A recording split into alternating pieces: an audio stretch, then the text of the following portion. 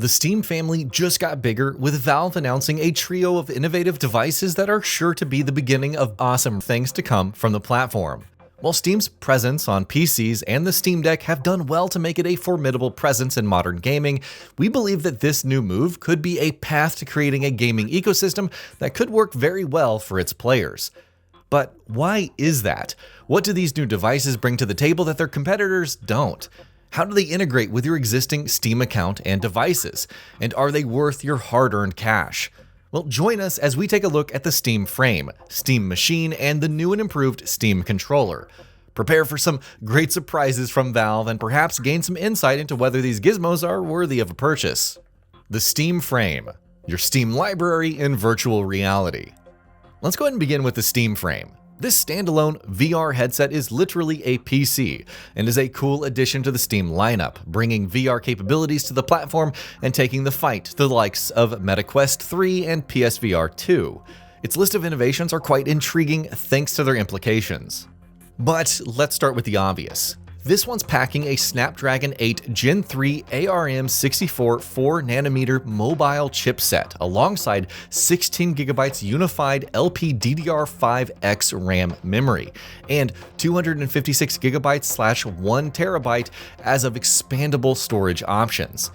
The frame also marks the first time SteamOS runs outside of the Steam Deck and PCs, and this version of it brings some interesting touches to the table, which we're diving into in just a minute. There are dual mics and pancake lenses in the front, dual integrated speakers on the sides, and a 21.6 watt battery in the back, while 4 monochrome cameras on the exterior track the frame controller's positioning. And you heard that right, the frame comes with its own controllers that do the job of a full-fledged one quite well.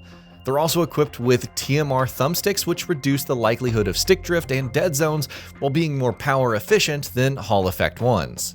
They've got capacitive finger sensors, haptic feedback, and about 40 hours of action from one AA battery.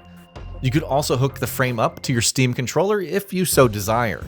If you're worried that those specs come with a hefty weight, the frame's quite lightweight at 435 grams, making it significantly lighter than both the MetaQuest 3 and the PSVR2. And that's an advantage considering that this one's been designed for long gaming sessions and its versatility on the software side of things. Now this is where things get interesting for the frame. Not only is it capable of running a bunch of great VR titles from the Steam store, you also get to play any title from your Steam library that comes with gamepad support. And what's more, your expandable storage lets you install games on a micro SD card using a PC, Steam Deck, or the new Steam Machine and seamlessly run it on the frame. What's more, you can also stream titles from a more powerful machine with the frame using a little bit of trickery to get by.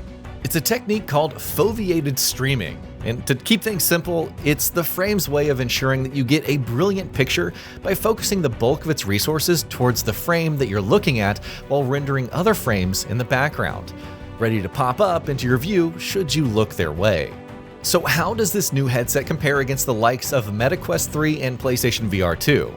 Well, from a headset spec perspective, Steam Frame lands at the most PC-style display of the three while mixing elements from both PSVR 2 and Quest 3. Its 2160 by 2160 LCD panels per eye actually edge out both Sony's PSVR 2 2000 by 2040 per eye OLED at 90 and 120 Hz, and MetaQuest 3's 2064 by 2208 per eye LCD at 90 to 120 Hz. And it goes a step further with an experimental 144 Hz mode on top of the usual 72 to 120 Hz range. It uses pancake lenses for a slimmer shell and cleaner clarity, whereas PSVR 2 sticks with the Fresnel optics, trading some lens artifacts for the contrast of an OLED.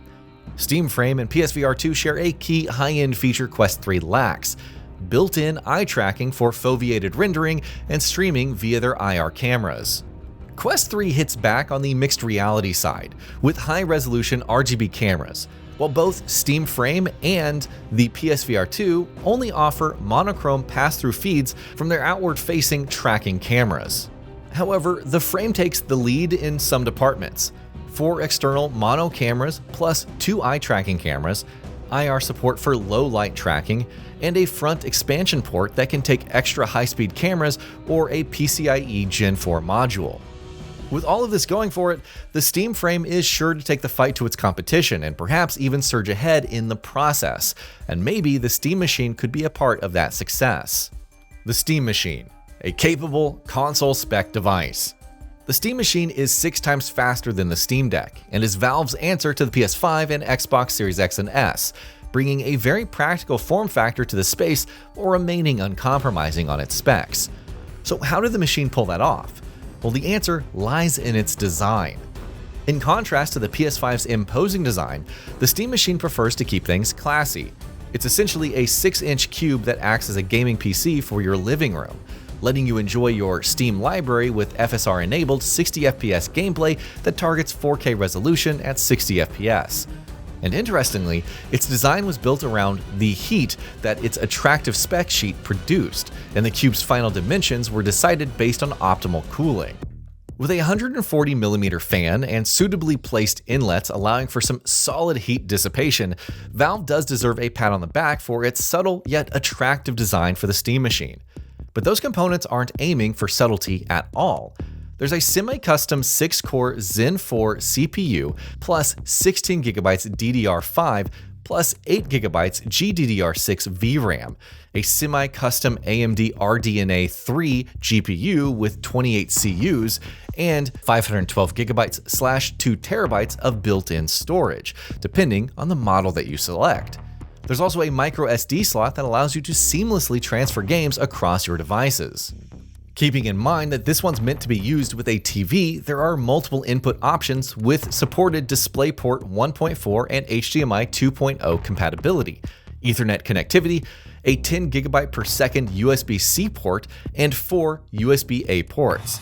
And that's a lot of options at your disposal, and you even get to use this one as a PC if you like, and it's compatible with Windows as well as SteamOS. There's also HDMI CEC to let you power on your TV with the machine, along with a sleep and wake function. It even comes with its own rest mode, letting you download games or update games in the background while it's powered down. A customizable LED on the front lets you keep track of things while it's in that state. Compared to a base PS5 and Xbox Series X, this Steam Machine comes across as a CPU-forward, GPU-trimmed configuration with a more PC-like memory setup. Kind of expected because it's literally a PC.